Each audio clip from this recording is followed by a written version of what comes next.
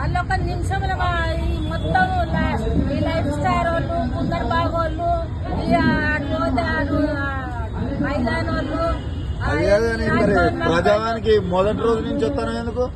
నేను ఎప్పుడు వస్తా మరి మేము బస్సుకి మేము పెద్ద మా మోడు లీడర్ కదా మరి లీడర్ కేంద్రం రాకుంటే నన్ను బాగా పట్టుకొని